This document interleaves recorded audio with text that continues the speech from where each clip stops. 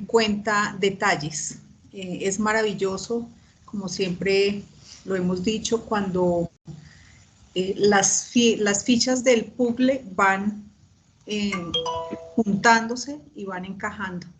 Entonces, la idea es mirar atrás lo que Dios ha puesto en esta su palabra, cómo nos ha llevado a este punto donde nos encontramos. Entonces, muy bien, vamos a detectar esos minúsculos detalles que aquí la idea es poder encajar para poder continuar adelante. Bien, estamos en el capítulo 20, trabajando de este capítulo 20 de Apocalipsis. Ya hemos llegado, como lo decía, a un punto muy especial. Y bueno, voy a iniciar aquí leyendo. Dice en Apocalipsis 21, vi a un ángel que descendía del cielo con la llave del abismo y una cadena en la mano. Y prendió al dragón, la serpiente antigua, que es el diablo y Satanás, y lo ató por 1000 años. Y lo arrojó al abismo y lo encerró y puso su sello sobre él, para que no engañase más a las naciones hasta que fuesen cumplidos 1000 años. Y después de esto debe ser atado por un poco de tiempo. Y vi tronos y se sentaron sobre ellos los que recibieron facultad de juzgar. Y vi las almas de los decapitados por causa del testimonio de Jesús y por la palabra de Dios, los que no habían adorado a la bestia ni a su imagen, y que no recibieron la marca en sus frentes ni en sus manos, y vivieron y reinaron con Cristo 1000 años. Bueno, entonces vamos aquí en el versículo 4, específicamente trabajando esta parte acerca de los tronos y aquellos que se sentaron y recibieron facultad para juzgar. Justamente en este momento, como ya lo habíamos dicho en alguna otra clase, este versículo 4 realmente lo que está hablando acerca de este juzgamiento es en el Bema. Entonces, y vi tronos y se sentaron sobre ellos los que recibieron facultad de juzgar. Aquí se encuentra este tribunal. Bien, yendo un poco atrás y recordando, cuando estuvimos viendo acerca del banquete de bodas, habíamos dicho, allá insistíamos en aquellos convidados que no quisieron aceptar la invitación, por lo tanto, entonces fueron por los caminos y buscaron todos los buenos y malos que aparecieron y los llevaron. Entonces, en este banquete de bodas, Cristo va a repartir a cada uno su sitio en el reino. Es muy importante que podamos unir el tema del banquete de bodas con este Bema, ¿sí? Este sitio o este tribunal donde se van a mirar las recompensas, etcétera, etcétera. Y bien, entonces, este sitio que Jesucristo va a repartir en el reino es según se haya negado a sí mismo, cada uno vestido de Cristo, sea del llamamiento que sea. Entonces es importante entender que aquí nosotros tenemos que diferenciar los llamamientos, las esperanzas, etcétera, etcétera. Bien, los que no entren al banquete y pierdan la recompensa estarán por fuera del territorio. Recordemos acerca de las se me olvidaron, las que iban con las lámparas. Bueno, que las vírgenes, gracias, que algunas no guardaron el aceite para su lámpara, por tanto se quedaron por fuera. Entonces, aquellos que se vayan a quedar por fuera, ellos serán gobernados con vara de hierro y tendrán que tributar a Israel. Bien, la recompensa, sin importar la esfera a la que se pertenezca, serán reinar con Cristo durante el milenio. Entonces, ahí vamos, hemos entendido ya que esa es una de las recompensas. Los herederos, salvos los coherederos, entonces son los que reinarán con Cristo. En Romanos 8:17, y hijos también herederos, herederos de Dios y coherederos con Cristo, si es que padecemos juntamente con Él, para que juntamente con Él seamos glorificados. Bien, entonces, ¿quiénes son los herederos en este contexto? Pues los convidados al banquete, que son todos los que fueron, los que llegaron, y los coherederos son aquellos que han padecido con Cristo y se han negado a sí mismos, los que van a reinar, es decir, los que pudieron entrar al banquete. Bien, entonces, aquí estamos hablando de recompensas, estamos hablando de sitios donde Jesucristo va a colocar a cada uno según lo que haya hecho. Bien, en el Bema, todo juicio se lo ha entregado el Padre al Hijo, por tanto, quien va a presidir este tribunal es el Señor Jesucristo. En Mateo 25:31 dice, cuando el Hijo del Hombre venga en su gloria y todos los santos ángeles con él, entonces se sentará en su trono de gloria. Este trono, por supuesto, es el trono principal del escenario del Bema. Se ve aquí puesto para el juicio inmediatamente antes del milenio y en conexión con la primera resurrección. Y básicamente vamos a hablar de esto hoy. Este va a ser nuestro énfasis, las resurrecciones y lo que va a acontecer antes y después del milenio. Bien, es muy importante entender que este trono que está ubicado acá en este sitio es diferente al trono blanco. El trono blanco, como lo vamos a ver más adelante, va a estar después de los 1000 años. Entonces, para ir haciendo diferenciaciones. Bien, ¿qué habíamos visto? Antes, en las otras clases, habíamos visto que en el Bema, desde el trono de gloria, el Señor Jesucristo va a juzgar directamente a las naciones. Entonces, en Mateo 25:31, cuando el Hijo del Hombre venga en su gloria y todos los santos ángeles con él, entonces se sentará en su trono de gloria y serán reunidas delante de las naciones y apartará los unos de los otros, como aparta el pastor las ovejas de los cabritos, y pondrá las ovejas a su derecha y los cabritos a la izquierda. Ya habíamos hablado acerca de que el Señor Jesucristo será directamente el que juzgue a las naciones. También el Señor Jesucristo le va a dar potestad a otras personas, en este caso a los apóstoles. Ellos también van a tener un trono desde donde van a juzgar a las tribus de Israel. Esto está registrado en Mateo 19:27. Habrá otra silla también para juzgar, y en este caso son justamente los que está hablando este versículo 4. Y vi tronos y se sentaron sobre ellos los que recibieron facultad de juzgar. En este caso estamos hablando de los vencedores, aquellos que fueron decapitados por causa del testimonio de Jesús y por la palabra de Dios, los que no habían adorado a la bestia ni a su imagen y que no recibieron la marca en sus frentes ni en sus manos, y vivieron y reinaron con Cristo 1000 años. Entonces, aquí nos está nombrando este Bema, más adelante pues es el Bema que se va a tener sobre la tierra. Bien, entonces, el Bema es la palabra griega 968, es un escalón, un tribunal, una tribuna, y es un estrado donde se repartirán los premios, las recompensas, o se sufrirá la pérdida de ellos. Es muy importante, son los dos. No es el tribunal desde donde se van a pronunciar ningún tipo de juicio o sentencia. Es muy importante tener en cuenta eso. Entonces, es un estrado donde se va a dar o la recompensa o se va a sufrir la pérdida de esa recompensa. Bien, en 1 Corintios justamente está relatado todo lo que tiene que ver con este Bema. 1 Corintios 3:1. De manera que yo, hermanos, no puedo hablaros como a espirituales, sino como a carnales, como a niños en Cristo. Os di a beber leche y no vianda, porque aún no erais capaces, ni sois capaces todavía, porque aún sois carnales, pues habiendo entre vosotros celos, contiendas y disensiones, no sois carnales y andáis como hombres, porque diciendo el uno, yo ciertamente soy de Pablo, y el otro, yo soy de Apolo, no soy carnales. ¿Qué pues es Pablo? Despreciándose a sí mismo. ¿Y qué es Apolos? Servidores, por medio de los cuales habéis creído. Y eso según lo que ha dado a cada, eso según lo que ha dado a cada uno concedió el Señor. Yo planté, Apolo regó, pero el crecimiento lo ha dado Dios. Así que ni el que planta es algo, ni el que riega, sino Dios, que da el crecimiento, y el que planta y el que riega son una misma cosa, aunque cada uno recibirá su recompensa conforme a su labor. Aquí está nuestra palabra clave, que es lo que se va a pronunciar en el Bema. La palabra recompensa es la palabra griega 3408, mitzos, que es una paga por servicios y puede ser bueno o malo. Bien. Continuando, versículo 9.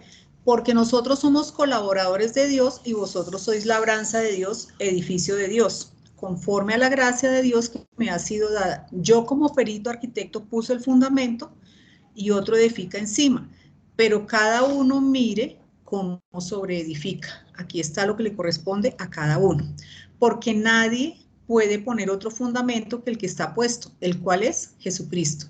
Y si sobre este fundamento alguno edificare oro, plata, piedras preciosas, madera, heno, hojarasca, la obra de cada uno se hará manifiesta, porque el día la declarará, pues por el fuego será revelada, y la obra de cada uno, cual sea, el fuego la probará. Si permaneciere la obra de alguno que sobreedificó, recibirá recompensa. Si la obra de alguno se quemare, él sufrirá pérdida, si bien él mismo será salvo, aunque así como por fuego. Es decir, aquí el tema no es la salvación, puesto que todos son salvos, pero la obra va a ser probada por fuego, y va a ser el fuego del Espíritu, el que quemará la paja y hojarasca, pero recordar siempre que los creyentes son ya salvos. Recibirán recompensas por lo que se haya hecho en Cristo, negándose a sí mismos, o sufrirán pérdida. Siempre recordar que el fundamento es Cristo, y cada uno de nosotros debe mirar cómo sobreedifica, porque todo lo que se haga en el hombre, en la carne, se va a quemar. Aquí no hay nada que decir. Ese es el bema, es el estrado desde donde se van a pronunciar, ¿sí?, la obra de cada uno, si va a recibir recompensa o va a sufrir la pérdida de la recompensa. Bien, el Señor Jesucristo habla de las razones por las cuales se puede ganar o perder las recompensas. Aunque esto está escrito en los evangelios, nosotros podemos aprender. Dice Mateo 6:1, guardaos de hacer vuestra justicia delante de los hombres para ser vistos de ellos. De otra manera, no tendréis recompensa de vuestro Padre que está en los cielos. Cuando pues des limosna, no hagas tocar trompeta delante de ti, como hacen los hipócritas en las sinagogas y en las calles para ser alabados por los hombres. De cierto os digo que ya tienen su recompensa.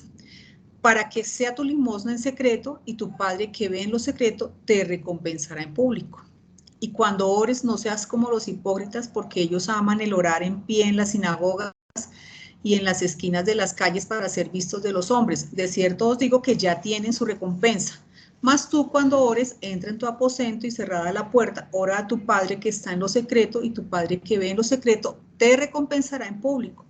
Cuando ayunéis, no seáis austeros como los hipócritas, porque ellos demudan sus rostros para mostrar a los hombres que ayunan. De cierto os digo que ya tienen su recompensa. Para no mostrar a los hombres que ayunas, sino a tu Padre que está en secreto, y tu Padre que ve en lo secreto te recompensará en público. Esto nos ayuda a ver que Dios ha dicho cómo se va a ganar el premio o cómo se va a perder esa recompensa. Aquí hay otros usos, efectivamente, de cómo está escrito que se va a ganar o se puede perder la recompensa. Marcos 9:41, y cualquiera que os diere un vaso de agua en mi nombre, recordemos que estas son las naciones que ayuden al pueblo de Israel en los momentos difíciles de tribulación, de la gran tribulación, dice, porque sois de Cristo, de cierto os digo que no perderá su recompensa. En Lucas 14:14, y serás bienaventurado porque ellos no te pueden recompensar, pero te será recompensado en la resurrección de los justos. Aquí la palabra ya no es mitzos, sino la palabra recompensa es antapodidomi. Y la cuestión aquí es que la palabra es diferente, porque esta recompensa es para luego del milenio. Recordemos que durante el milenio se van a dar las recompensas de reinar o no con Cristo, pero aquí pues se está hablando más adelante de la resurrección de los justos. Bien, en 1 Corintios 3:14, si permaneciere la obra de cada uno que sobreedificó, recibirá recompensa. En Colosenses, sabiendo que del Señor recibiréis la recompensa de herencia, porque a Cristo el Señor servís. Bien, entonces, esta recompensa que va a ser dada en el bema será si se sobreedifica sobre el fundamento que es Cristo. ¿Y cómo es? Dejándolo a Él ser y quitándonos nosotros de ahí. Bien, algo muy importante es que además de el reinar con Cristo, también se habla de unas recompensas que son coronas, que son premios. Tenemos la corona de gozo, dice en 1 Tesalonicenses 2:19, porque ¿cuál es nuestra esperanza o gozo o corona? De que me gloríe. ¿No sois vosotros delante de nuestro Señor Jesucristo en su venida? Vosotros sois nuestra gloria y gozo. tenemos la corona de justicia, 2 de Timoteo 4:8. Por lo demás me está guardada la corona de justicia, la cual me dará el Señor, pues justo en aquel día, y no solo a mí, sino también a todos los que amen su venida. Tenemos la corona de gloria, en 1 de Pedro 5:4, y cuando aparezca el príncipe de los pastores, vosotros la recibiréis, la corona incorruptible de gloria. También hay una corona incorruptible en 1 de Corintios 9:25. Todo aquel que lucha, de todo se abstiene, ellos a la verdad, para recibir una corona corruptible, pero nosotros una incorruptible. Y hay una corona de vida en Santiago 1:12. Bienaventurado el varón que soporta la tentación, porque cuando haya resistido la prueba, recibirá la corona de vida que Dios ha prometido a los que le aman. Entonces, pues justamente en estos temas estamos recibiendo la pequeña luz, porque pues es un tema que requiere trabajo, trabajar cómo se ganan estas coronas, etcétera, etcétera. Por ahora vamos a saber que hay recompensas y hay coronas. Bien, entonces vamos de aquí en adelante a juntar elementos que ya hemos trabajado. ¿Qué es importante saber? Que van a haber distintos llamamientos, que cada llamamiento tiene sus propias fases. Hemos de entender que cuando se habla del bema no podemos hablar de un bema para todos, la humanidad, no se puede. Que cuando se habla de resurrección no se puede hablar de una resurrección para toda la humanidad. Y así, ya hemos aprendido, Dios nos ha mostrado que cuando hablemos de un evento, hemos visto que Dios lo hace por fases, por momentos. Ahí está el momento inicial, pasa tiempo y luego está el momento final, ¿sí? Lo que debemos saber es que todos vamos a comparecer ante el bema. Entonces, ¿qué hemos de saber? Que la palabra habla de 3 distintos grupos. Tenemos un Israel terrenal y asociado a ese Israel tenemos las naciones. En Romanos 9:3 dice, mis hermanos, los que son mis parientes, que son israelitas, de los cuales son la adopción, la gloria, el pacto, la promulgación de la ley, el culto y las promesas, de quienes son los patriarcas y de los cuales según la carne vino Cristo. Génesis 2:26, 4b. Y daré a tu descendencias todas estas tierras y todas las naciones de la tierra serán benditas en tu simiente. Entonces es importante recordar que un aspecto de los que habla Welch en algunos de sus libros es nunca tomar cosas que no son para mí, porque están escritas. Entonces fijémonos que nosotros, de nuestro linaje no vino el Cristo, para nosotros no son los pactos, no hay la promulgación de la ley. Aquí ya uno va distinguiendo. Entonces hay un primer grupo que es específicamente Israel, con las naciones. Y este Israel es terrenal, ¿sí? Porque para él fueron dados, como ya vamos a ver más adelante, unas promesas específicas. Bien, tenemos un segundo grupo que es la Israel celestial. La palabra habla de Israel celestial como la novia, que en algún momento también vimos cuando hablamos del banquete, que precisamente el banquete se preparaba para el casamiento, ¿sí?, de la novia, que después fue la esposa. Dice en Apocalipsis 21, 9 y 10, la novia, en este caso la desposada, la esposa del Cordero, la Santa Jerusalén, que descendía del cielo de Dios. En Hebreos 12, 22 dice, al monte de Sión, a la ciudad del Dios vivo, Jerusalén la celestial, a la compañía de muchos millares de ángeles. Entonces notemos que a pesar de que es Israel, uno es el Israel terrenal y otro es Israel celestial, ¿sí? Bien, y estamos nosotros, que es el tercer grupo, en los cielos más altos. Somos el cuerpo del Señor Jesucristo, en Efesios 2:6, y juntamente con él nos resucitó y asimismo nos hizo sentar en los lugares celestiales con Cristo Jesús.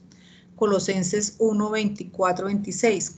Su cuerpo que es la iglesia, de la cual yo, Pablo, fui hecho ministro, Bueno, ministerio que en otras generaciones no se dio a conocer, el misterio. Entonces, 3 distintos grupos.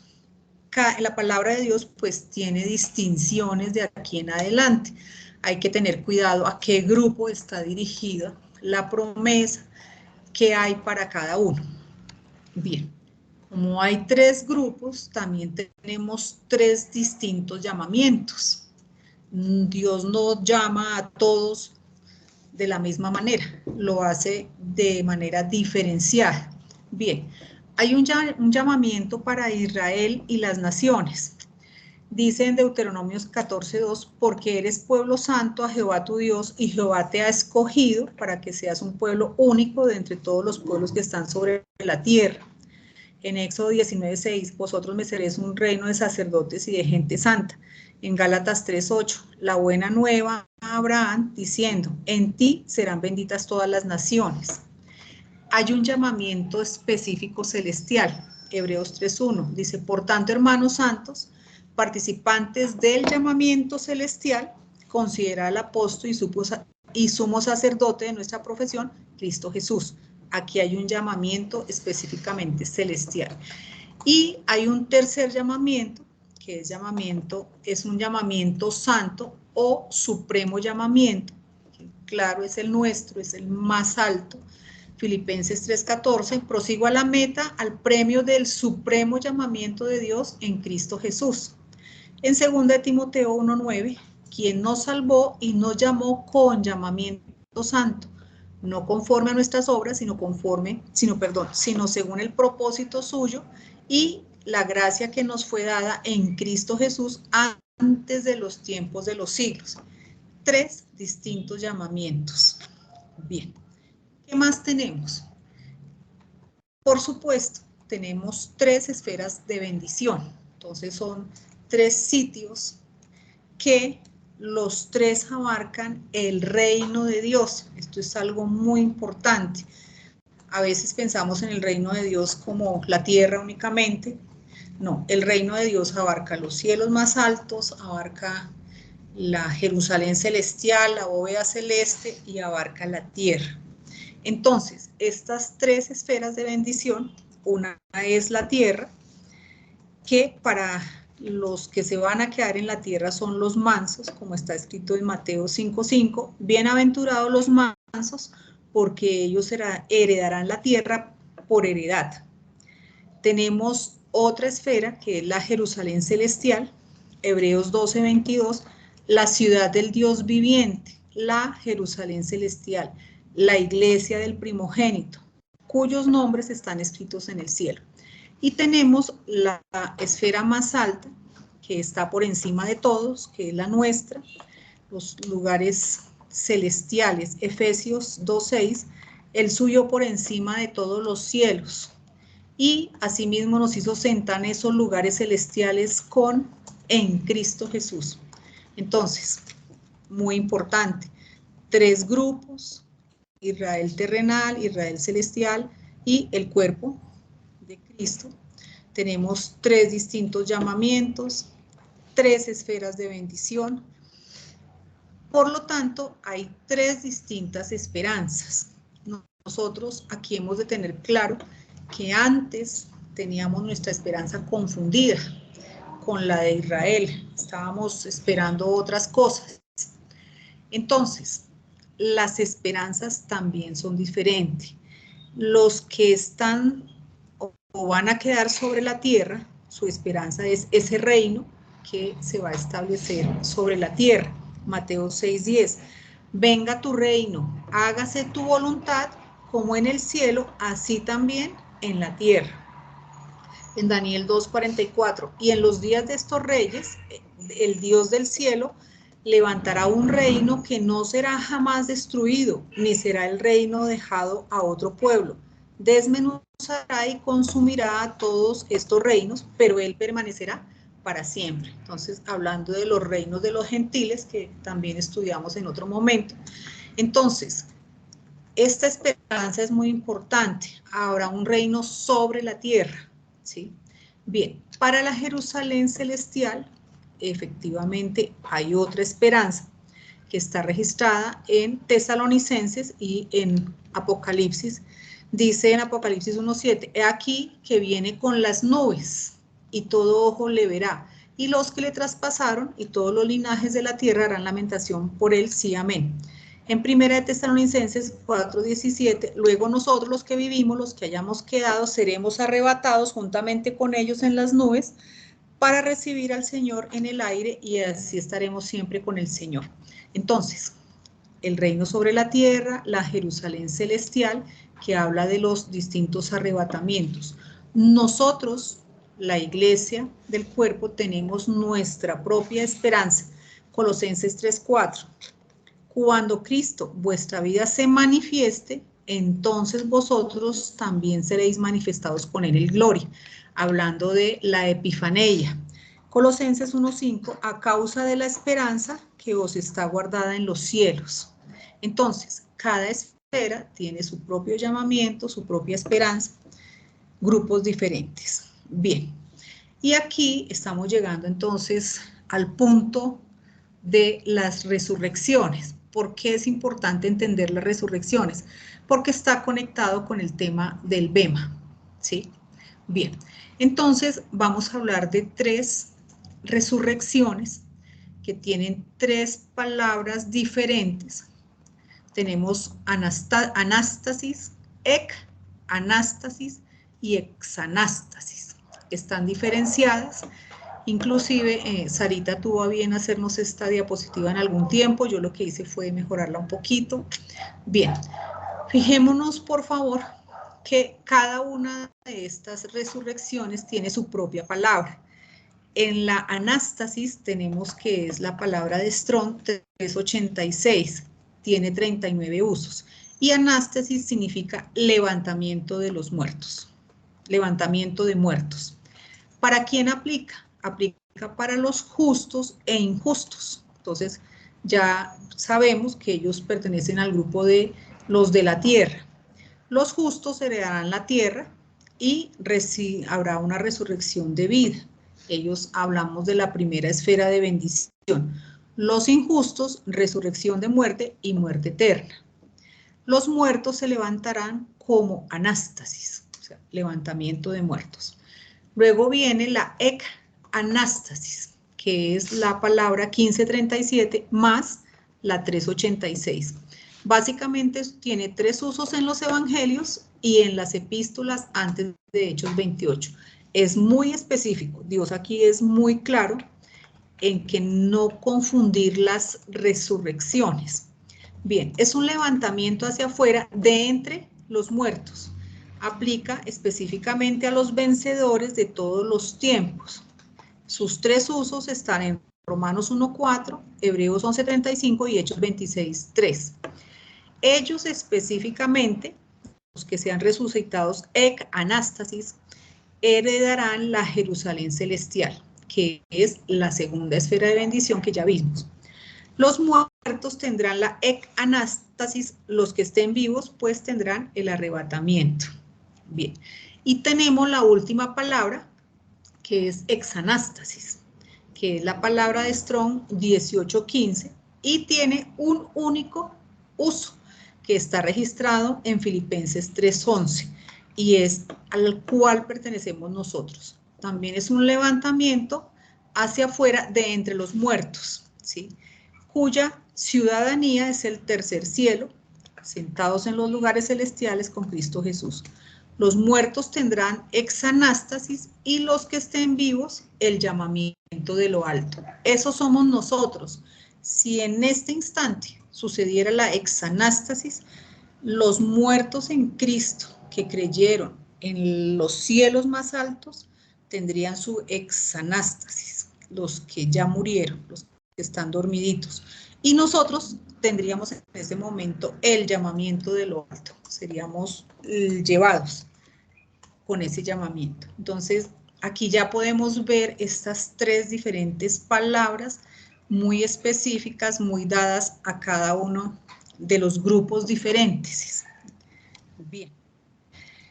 Viene algo muy importante y es que quisiera continuar con lo que venimos trabajando en Apocalipsis 20. Recuerden, por favor, que llegamos al versículo 4, pero ahora es muy importante que lleguemos al 6.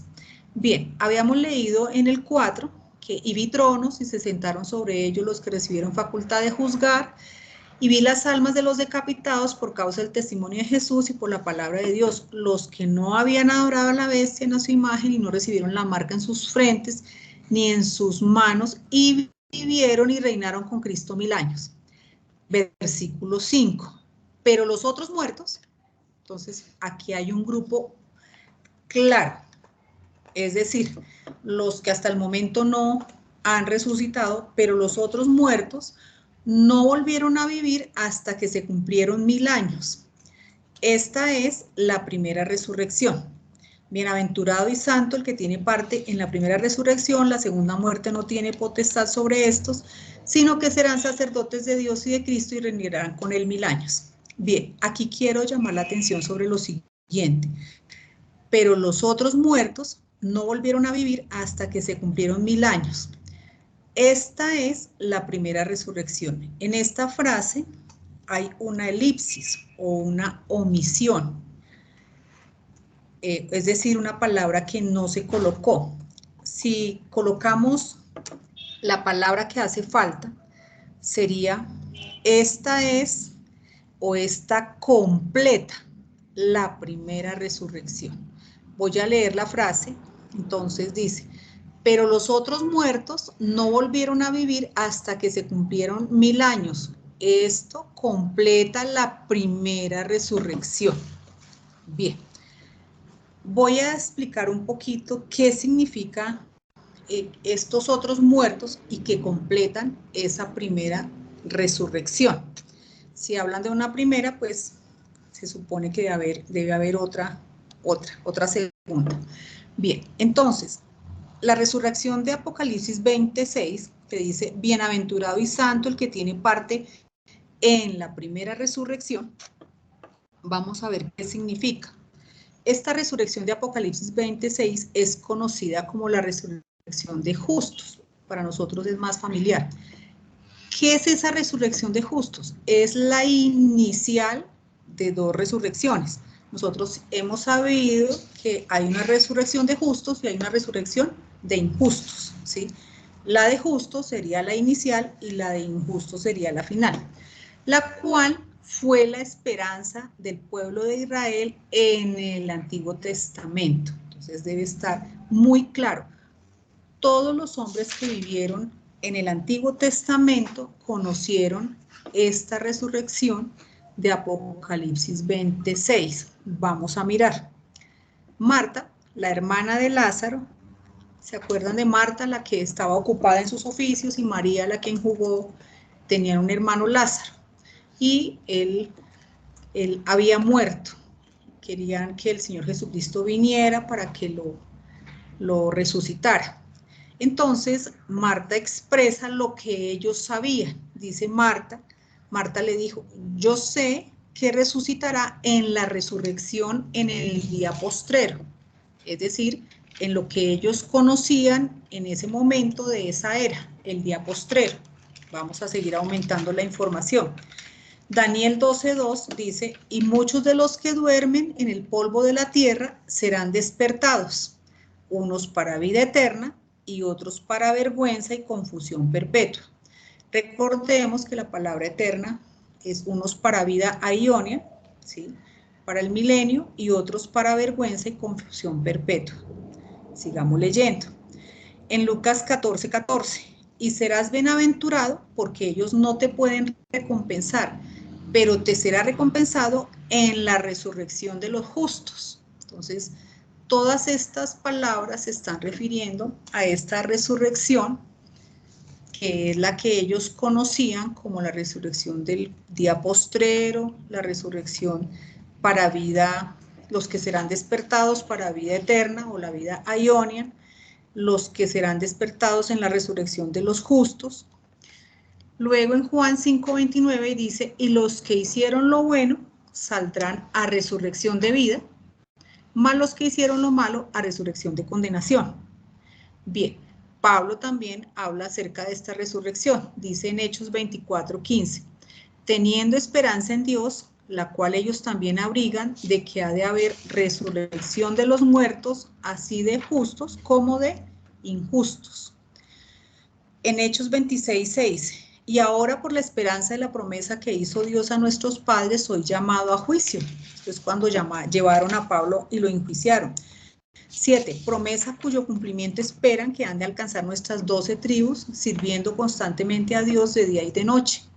Por esta esperanza, oh rey Agripa, soy acusado por los judíos. ¿Qué? ¿Se juzga que entre vosotros cosa increíble que Dios resucite a los muertos? Bien, las dos resurrecciones de Apocalipsis 26 pertenecen al tiempo del fin, es decir, la resurrección de los justos y luego la de los injustos, los que despiertan para vida abionian y los que despiertan para muerte, la segunda muerte. Ahora, se habla de otra resurrección que está en Tesalonicenses 4.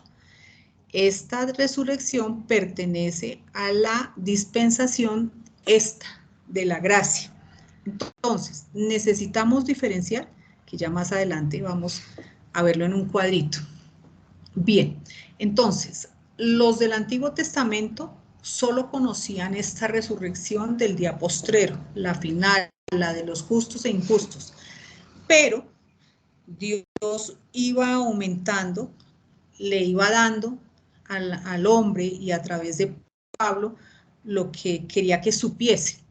Cuando Pablo se dirige a esta iglesia de Tesalónica, le muestra que va a haber una resurrección, o sea, antes de la del día postrero, de entre los muertos, y es esa que está registrada en 1 de Tesalonicenses 4:16, porque el Señor mismo con voz de mando, con voz de arcángel y con trompeta de Dios descenderá del cielo y los muertos en Cristo resucitarán primero. Luego nosotros, los que hayamos quedado, seremos arrebatados, etc. Entonces le estaba dando el orden, ¿sí? Y que iba a haber una resurrección distinta a la que conocieron los hombres del Antiguo Testamento. Entonces, esta especial resurrección debe ser cuidadosamente distinguida de aquella que se llama la primera resurrección en Apocalipsis 26. Fíjense que allá, en 26, dice acá, bienaventurado y santo el que tiene parte en la primera resurrección. Pero acá en Tesalonicenses también aparece la palabra primero, y los muertos en Cristo resucitarán primero. Esta palabra que aparece aquí en Tesalonicenses no se está refiriendo a la primera resurrección, sino registra el orden de los acontecimientos y declara que los muertos en Cristo se van a levantar primero. No se está refiriendo a la resurrección, sino quienes van a levantarse primero, antes de ser raptados los santos que estén vivos en ese momento. Entonces, la resurrección de Tesalonicenses no es la resurrección de Apocalipsis. La de Apocalipsis era la que conocían los del Antiguo Testamento. Esta fue dada una revelación especial a Pablo acerca de la resurrección que iba a tener que ver con los vencedores. Bien, entonces, ya aquí voy terminando y voy en un cuadrito para que nos quede claro. ¿Quiénes resucitarán en la primera y mejor resurrección? Los que hayan ido a dormir en Cristo. Esta es ya el resumen. Y ahorita les voy a mostrar esto que les estaba contando. ¿Quiénes resucitarán en la primera y mejor resurrección? Los que hayan ido a dormir en Cristo, creyendo la esperanza, sea de la esfera que sea. Es muy importante. Lo importante es que se hayan ido a dormir en Cristo, que no hayan perdido esa esperanza. Estos ciertamente resucitarán en la fase inicial de la primera y mejor resurrección. Pero, si no se guarda la esperanza, es posible que aparezcan en la fase final.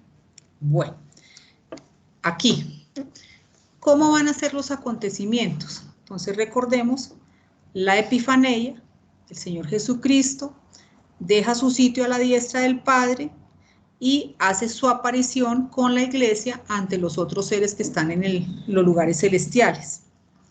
Luego viene un primer evento, que es el descenso del Señor Jesucristo a la bóveda celeste, que ya claro está limpia, porque hubo la guerra entre Miguel y sus ángeles, y como resultado hay la expulsión a la tierra de estas huestes de maldad.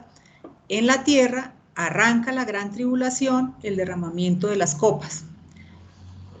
Pasa toda esa parte de la gran tribulación y viene la primera fase del arrebatamiento de los vencedores. Ahí es donde es arrebatado el hijo varón de la mujer, que son los que van a la Jerusalén celestial. Luego viene la gran tribulación, y cuando ya el pueblo de Israel, el Armagedón, ya no pueda más, aparece el Señor Jesucristo en su segunda venida, que es la fase final de este arrebatamiento. Ahí es donde se ubica Tesalonicenses. Luego pasan 1000 años y hablamos de la fase final de la primera resurrección, que es la que acabamos de leer. Cuando los 1000 años se cumplan, entonces viene, dice, pues la voy a leer literal, dice, pero los otros muertos no volvieron a vivir hasta que se cumplieron 1000 años. Esta completa la primera resurrección. Bien, para que nos quede más claro, las gráficas a veces son... Bien, tenemos dos fases de la primera o mejor resurrección. La fase inicial, claro que pues esto es para que nos ayude, no es nada oficial ni mucho menos, sino es para que lo podamos tener claro. En la fase inicial tenemos primero nuestra epifanía, llamamiento de lo alto. Luego viene el arrebatamiento de los vencedores, que eso será antes de la gran tribulación. Luego viene un paso 3, que es después de la gran tribulación al final, cuando ya el pueblo de Israel,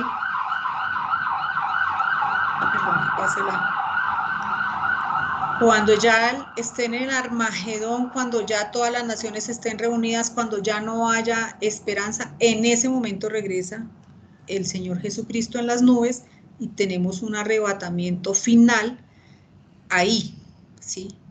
Ahí terminaría la fase inicial de esta primera o mejor resurrección. Luego vienen los 1000 años y vendría la fase final, que es que se completa con la resurrección de los justos, y ya vamos a ver que eso va a ser en el trono blanco. No sé si así ya de pronto queda más claro, porque pues no es fácil, pero vamos entendiendo, vamos mirando, y como digo, por supuesto, estos no son gráficos oficiales, ni mucho menos, sino es solamente una ayuda visual para que podamos tener claridad de qué es lo que estamos hablando. Listo, entonces vamos a dejar por ahora ahí, porque ya teniendo claro esto de las resurrecciones, ahora sí podemos entender cómo va a ser el orden y cómo va a ser la aparición en el Bema de las distintas esferas, de las distintas compañías. Que Dios los bendiga. Gracias. Juan, me tomé unos minuticos para poder cerrar la idea. Sí, qué hermoso. Sí, qué hermoso.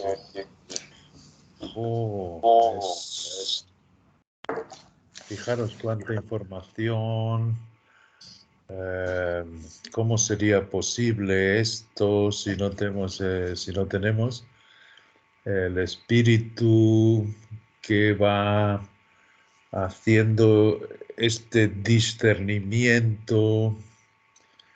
Le explicaba a Amparo que esta noche pasada fue muy hermoso porque, como dice el salmista, nosotros no podemos ordenar los pensamientos.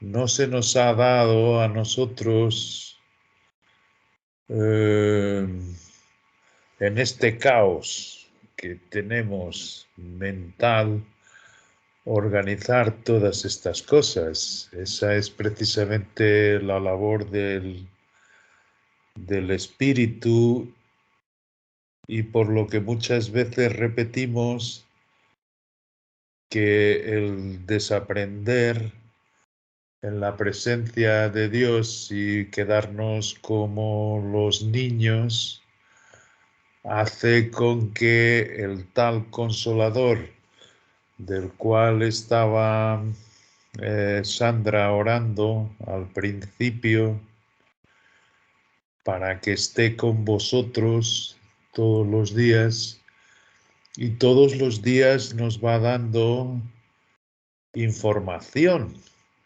exactamente igual como los que conocían la palabra escrita en las estrellas. Un día le daba una palabra, el día siguiente le acrecentaba otra, y así va componiendo el cuadro este Consolador que Dios nos ha puesto dentro.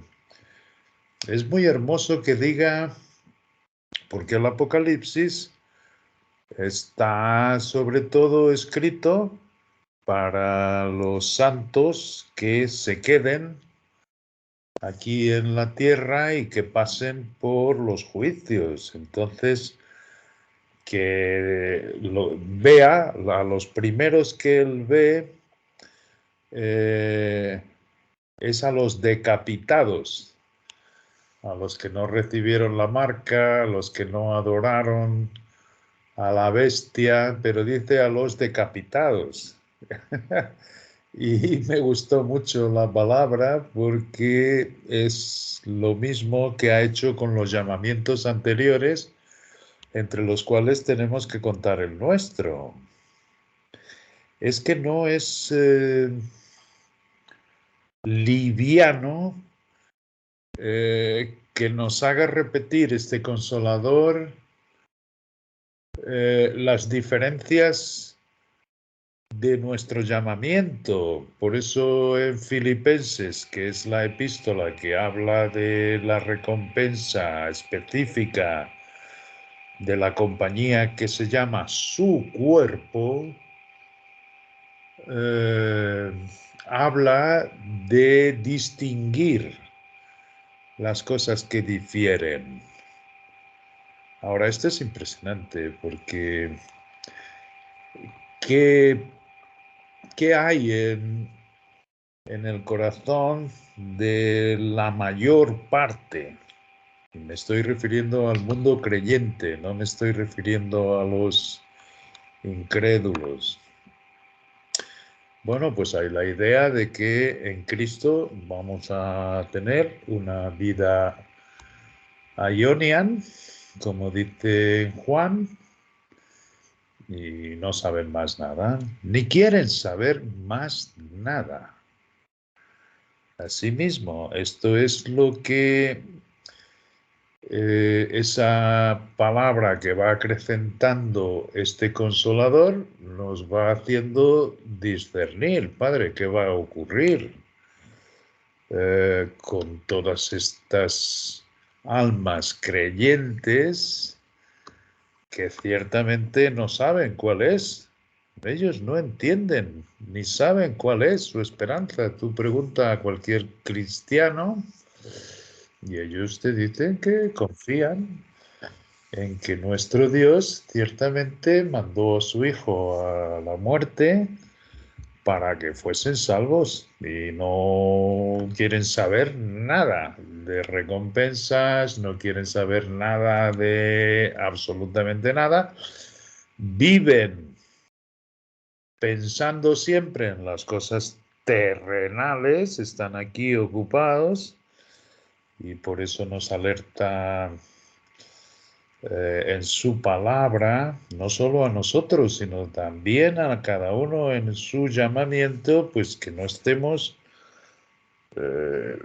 poniendo nuestros ojos como los buitres en las cosas terrenales, en los cadáveres, porque es así. O sea, nuestro Dios ha llamado cadáver a este mundo. Ha llamado cadáver a todos los que han nacido de mujer, de Eva, la primera madre. Es decir, que esto es lo fundamental.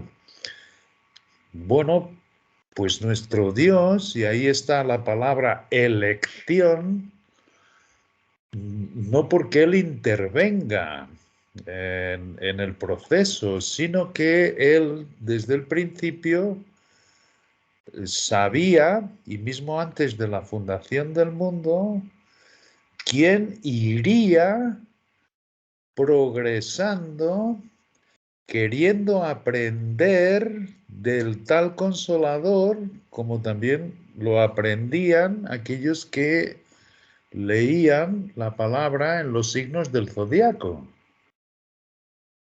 Y conforme cada uno va yendo hacia adelante, ciertamente va cayendo en su llamamiento.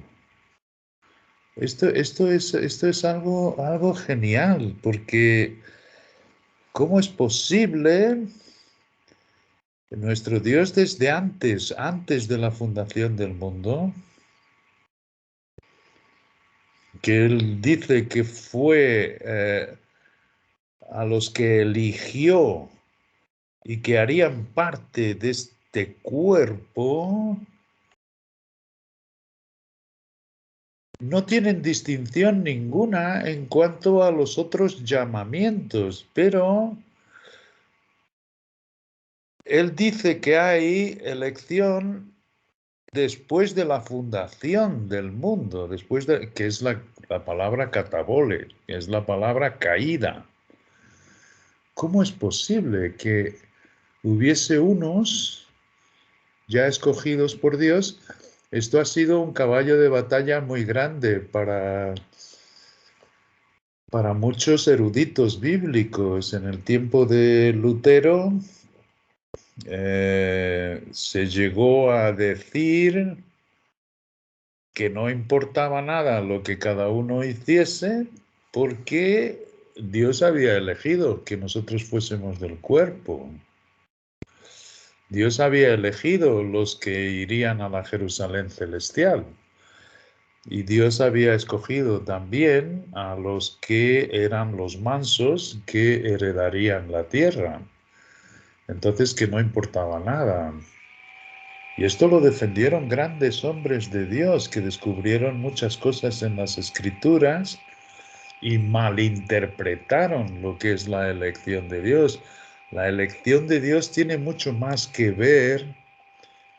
Si nosotros tenemos una empresa, imagínate, donde tenemos 100 trabajadores, nosotros sabemos de antemano y antes de formar la empresa que los que perseveren haciendo un trabajo útil para esta empresa van a ocupar los lugares de preferencia.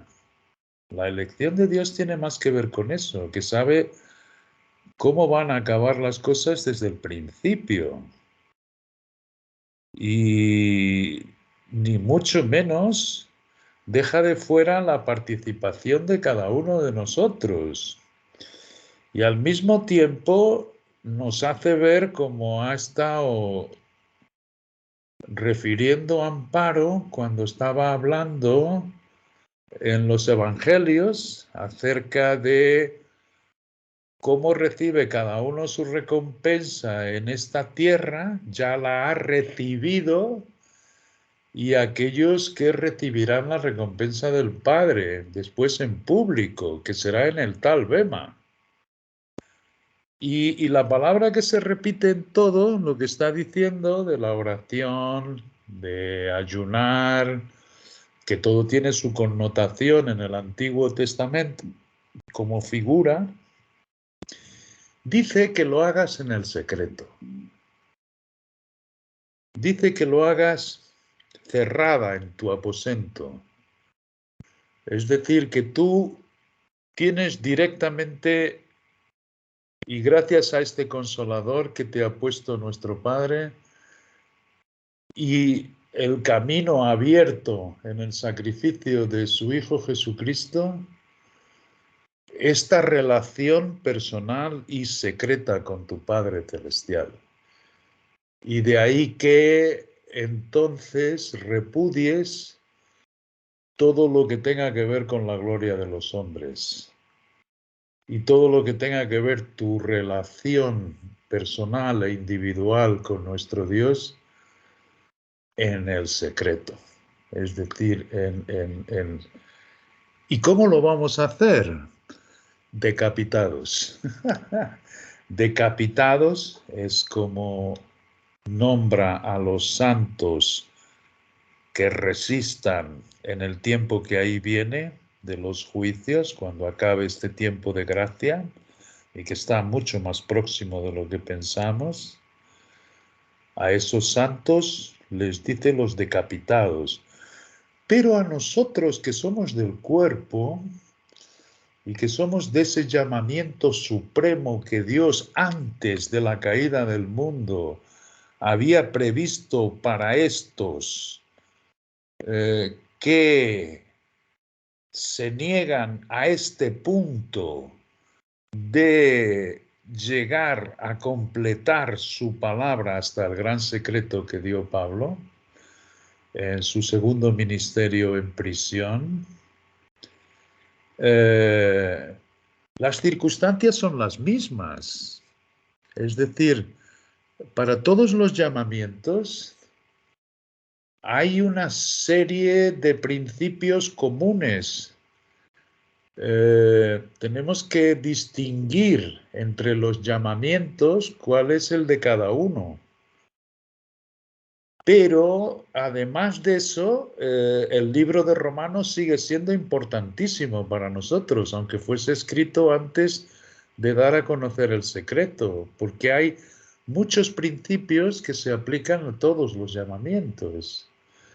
Los evangelios siguen siendo importantísimos para nosotros, porque hay cantidad de cosas que se aplican para nuestro llamamiento.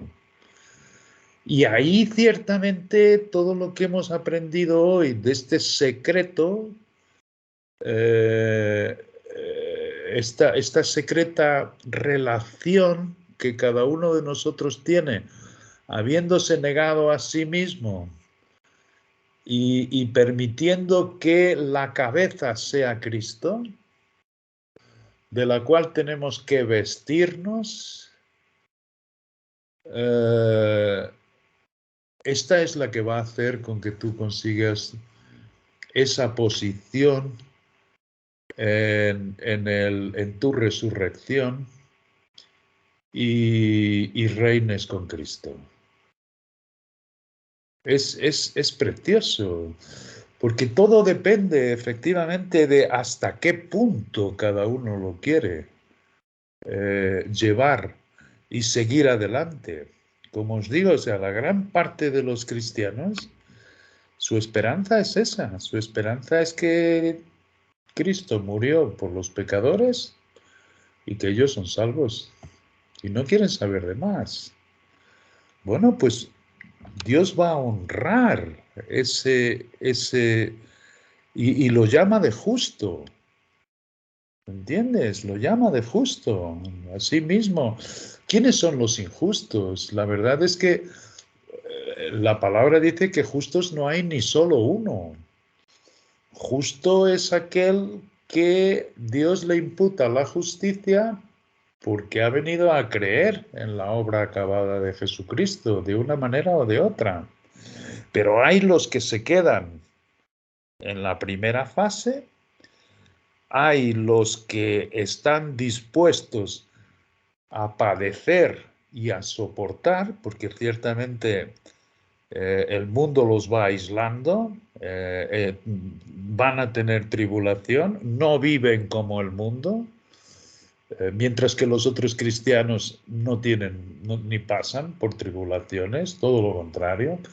Es gente muy bien vista, es gente que disfruta de sus cosas, de las personas, hacen sus distinciones, juzgan ellos lo que es bueno, lo que es malo, y ciertamente esos no pasan por el padecimiento de aquel que se niega a sí mismo.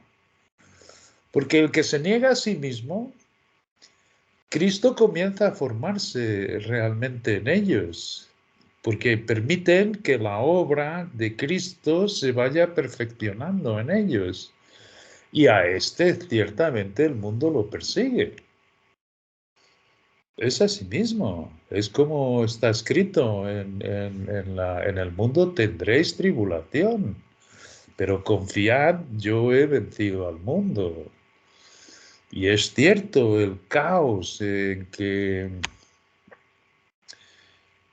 creo que era Esme que estaba orando, en lo sumamente difícil que nos resulta el día a día, el caos y la confusión en nuestra mente porque no podemos, vamos siendo desligados de todas las cosas del mundo, pero al mismo tiempo se va dando también esta sobreconsolación en nosotros, vamos aprendiendo todas estas cosas, deseamos que este Cristo se forme en nosotros, a pesar de que carguemos con este cuerpo de muerte, y Él es el que va haciendo esta distinción hasta el punto de habernos dado la palabra completa. Y la palabra no está completa si no está el gran secreto. Y el gran secreto continúa ahí para los que ciertamente van enfrente. Y estos son a los que Dios ha conocido antes de la fundación del mundo. Y a estos son a los que llama, a los que son el del llamamiento supremo. La mejor y más alta resurrección son los que no se han quedado para atrás, los que no han retrocedido para no sufrir persecución en el mundo, para no verse aislados. Estos que han seguido para frente, haciendo que la obra de Cristo se forme en ellos, soportando, padeciendo, y muchas veces no tan siquiera del mundo, sino también de las influencias del hombre viejo. Conocemos perfectamente la naturaleza caída que tenemos dentro de nosotros y que nos impide un porcentaje de nuestro día muy grande de no disfrutar de las cosas que tiene este Cristo dentro. Pero al mismo tiempo ven este crecimiento auxano de una nueva creación que ha sido puesta por nuestro Padre, y cómo esto va coincidiendo y van cayendo los versículos que están escritos en la palabra para ellos, y es como Él los lleva, es como Él nos lleva a cada uno de nosotros que se mantenga ciertamente en esa nueva creación, aunque no lo entienda. Muchas veces, porque hay este caos. Además nos dice, fíjate, cuando estemos en esa confusión, en ese caos, no os pongáis a hacer como el mundo, una introspección. Ellos hablan de la meditación, de seguir su corazón, porque de su corazón entonces es que salen las buenas cosas para el mundo. Es todo lo contrario. Nosotros no hacemos introspección. Nosotros miramos lo que dice nuestro Padre, los lugares celestiales, donde está nuestra verdadera vida, donde nos hizo sentar. Fijaros que es un pretérito perfecto. Nos hizo sentar en los lugares celestiales. ¿Quién ha admitido esto? Ciertamente el que ha ido para frente, el que ha ido distinguiendo, el que se ha encontrado con cómo es posible que diga que cuando tú te manifiestes en gloria, entonces seremos nosotros manifestados contigo y tú te darás a ver a los seres espirituales que no se rebelaron. Cómo entonces después hace su descenso a aquella parte que es la Jerusalén celestial, donde ciertamente va a haber el arrebatamiento de los que han llegado hasta este otro llamamiento. Todo esto es lo que él conoce, todo esto es lo que él sabe, y todo esto es lo que él, por sus palabras escritas, dice que no permitas que nadie te robe, que nadie te quite. ¿Y cómo te lo pueden quitar? Siguiendo las filosofías y las huecas sutilezas de los hombres y no teniendo tú personalmente ese secreto con el Padre. Y esto viene en Cristo, no viene en ti. Es decir, estas cualidades que nuestro Padre nos dice que mantendrán la recompensa en nuestra vida, son exactamente las cualidades que trae tu nuevo hombre. De ahí que es increíble, porque muchos se quisieron ganar, como el apóstol Pablo antes del camino de Damasco. Se quisieron ganar con su propia justicia, ¿ves?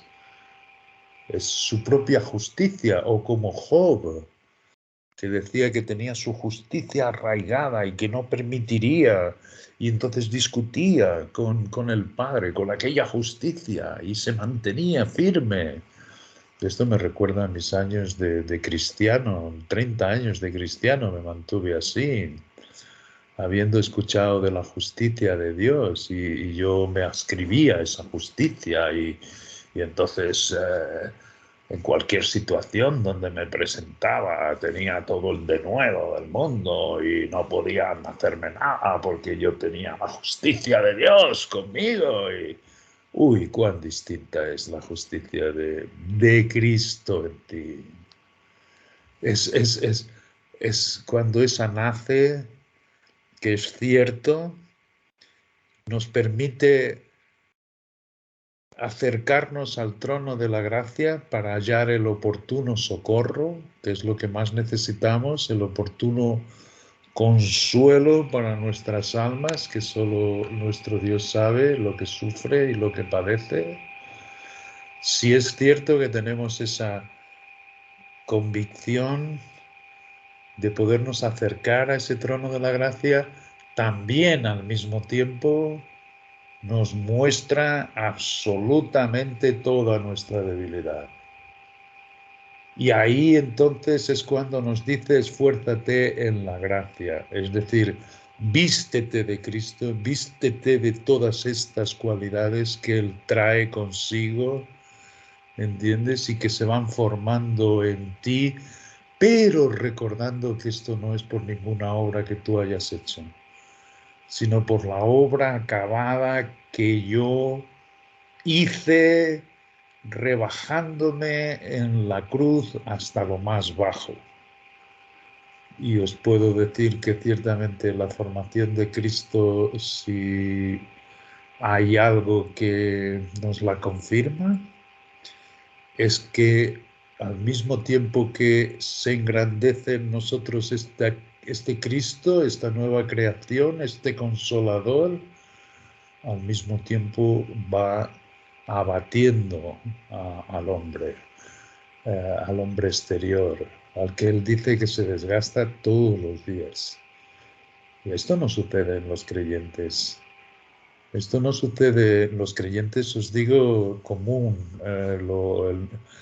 Yo no sé, yo diría que más del 90% no pasa por esta experiencia. Y cada vez menos, porque está escrito en Timoteo, ¿no? En que ya no estaban disponibles en su tiempo, en el tiempo último de Pablo, ya no había obispos como había en la iglesia de Filipenses, ya no había organización, sino que cada uno estaba disperso y Dios los conoce.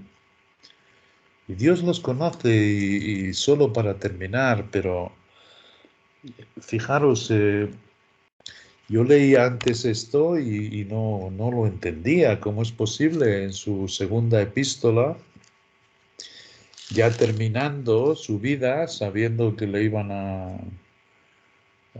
acabar con su vida, le escribe a Timoteo para que no se avergüence, es decir, la mayor parte de los cristianos se avergonzaba, se habían pasado a guardar la tradición, a guardar eh, las fórmulas, esos no sufrían tribulación, sin embargo aquel que se mantenía firme en la obra de Cristo que él había revelado en el gran secreto, esos estaban siendo muy perseguidos, por eso le dice a Timoteo que no se avergüence de esa obra, que no se avergüence del propio, de sus cadenas, y entonces es cuando dice que él se presente ante Dios y no a los hombres, aprobado como un obrero que no tenía de qué avergonzarse.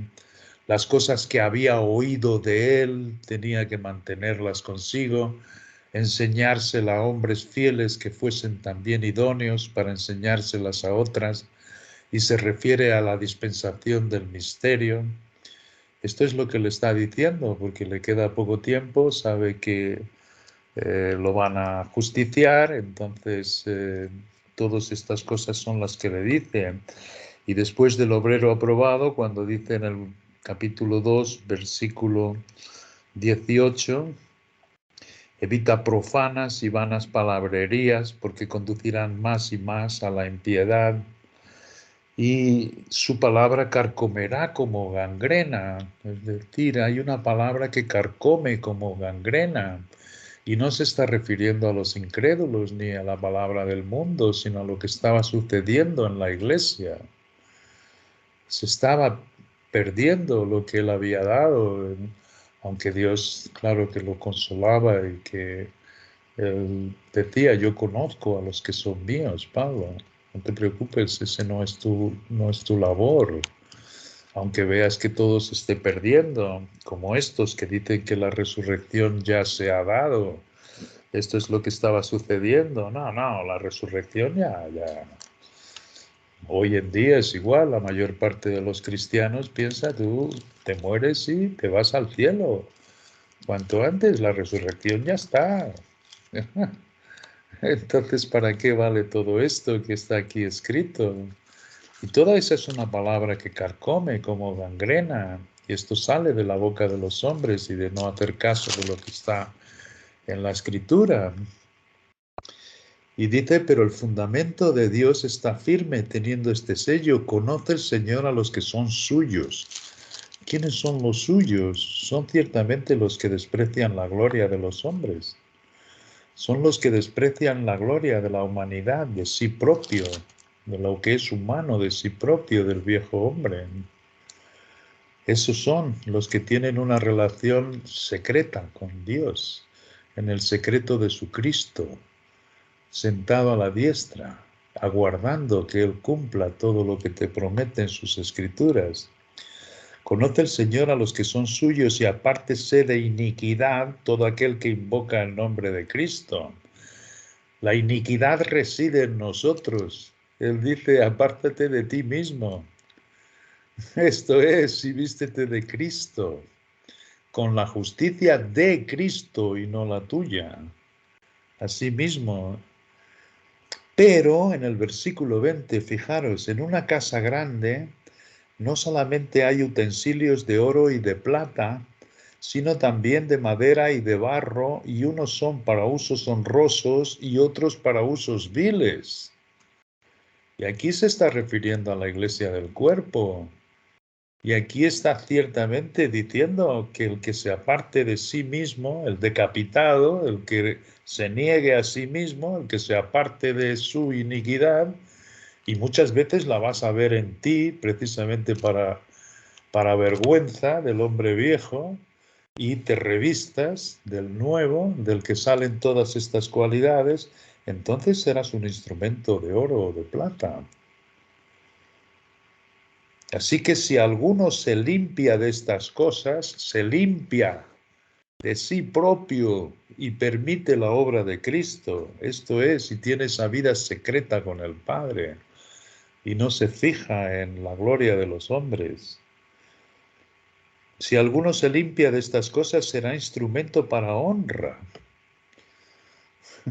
santificado, útil para el Señor y dispuesto para toda buena obra.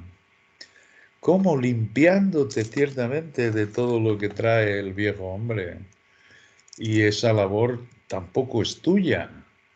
Es permitiendo, es que es curioso, cuando permitimos esta obra, no es normal cómo el Espíritu indaga dentro de nosotros y nos muestra la debilidad.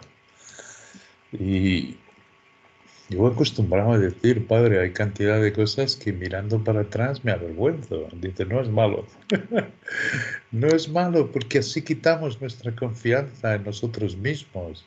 Y se cumple entonces la Escritura de que fíate de Jehová de todo tu corazón y no te apoyes en tu propia prudencia. Reconócelo en todos tus caminos y Él enderezará tus veredas. Él es el que endereza nuestras veredas, no somos nosotros. El que confía en sí mismo es necio, dice Dios. Fíjate todo lo contrario a lo que hay en la cristiandad, que nos enseñan a confiar y a ser lustrosos. No, no, no, no, no. No, no, no. Es el que tiene esa vida secreta con Dios, al cual el Espíritu le va dando el discernimiento para conocer todas estas cosas que nos ha dado a ver Amparo esta noche. Y cada día irá en aumento esa sabiduría. Y cada día nos refuerza más nuestra esperanza, la suprema y primera. El primer movimiento profético que va a suceder es la Epifanía. Esto es maravilloso. Y por eso es ciertamente también la prioritaria. Es la traducción de la Biblia portuguesa, la esperanza prioritaria, prior, que tiene que ver con la primera. El primer movimiento es esa Epifanía. Y todo esto lo aviva este Cristo que tiene dentro, ¿no? Del cual hay que vestirse. Y vestirse, me recordaba el Espíritu unos versículos que yo no comprendía muy bien, que hace una figura en el libro de Zacarías, hablando del sumo sacerdote Josué, que estaba vestido de ropas raídas, y él, el Espíritu mandó a los ángeles que le recubriesen con vestiduras dignas. Qué bonito, porque en un instante vi la figura, las ropas raídas del viejo hombre, que ciertamente es debilidad y muerte, y cómo él le mandó vestir con aquel vestido de bodas, sin el cual no entramos en el banquete. Sin el cual no entramos en el banquete. Y ese vestido se recibe por gracia, de lo cual entonces nos quita a nosotros toda y cualquier vanagloria y da toda la gloria a nuestro Dios, y sale la verdadera alabanza. Esa fue la gran obra de la cruz. Esa fue la gran victoria que Él consiguió para nosotros. Y por eso está escrito en Filipenses, cómo Él se fue rebajando hasta lo último. Y eso lo pone de ejemplo, cómo Pablo después se rebajó y todo lo que era ganancia en este mundo, para él ahora lo daba por basura para ganar a Cristo, para permitir que la obra de Cristo floreciese en él y fuese vestido con esas ropas del banquete. Y esto lo hacen los niños, no lo hacen los sabios. Esto ciertamente lo hace el que lo oye, lo cree y lo practica. Y le pide a Dios sabiduría para que le ilumine su entendimiento. Muchas gracias, Amparo. Bueno, Juan, maravilloso. Todas estas cosas, como Dios va haciendo esa maravillosa unidad y en su amor nos va permitiendo esta pequeña luz con la cual podemos avivar el Cristo que tenemos dentro. Bueno, entonces, alguien que desee, por favor, cerrar con una oración.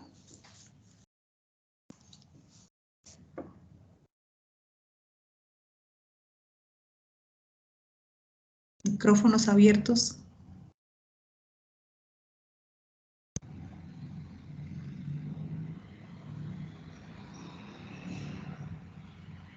Ánimo, una oración.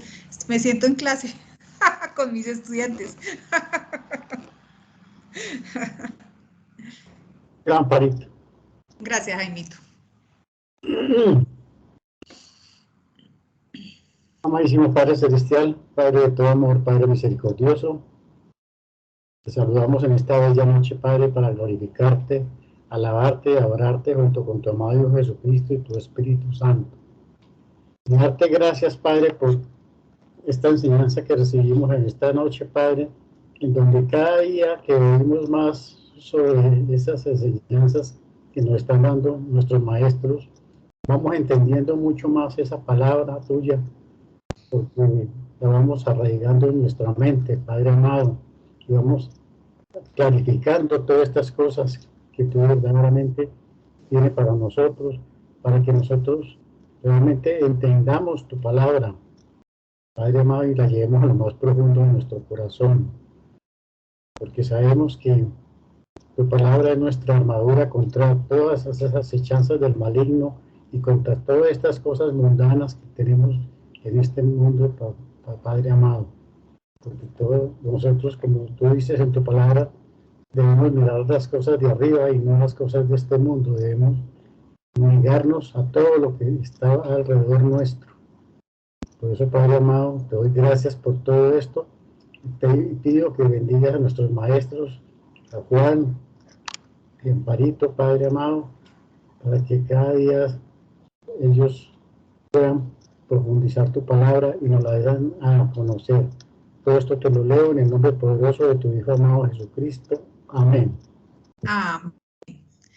Gracias, Jaimito. Bueno, muy bien. Entonces, Sandrita, el jueves pasado se reunieron. No sé si la siguiente reunión sea este jueves, porque el otro jueves acá es festivo, entonces no creo que haya clase. Entonces, ¿estaría bien que nos reuniéramos este jueves? ¿O cómo hicieron, Sí, a mí me Sandrita? parecería bien este jueves, Sí. Amparito. Perfecto. Bueno, entonces, cordialmente invitados los jueves. Recordemos, tenemos ese compartir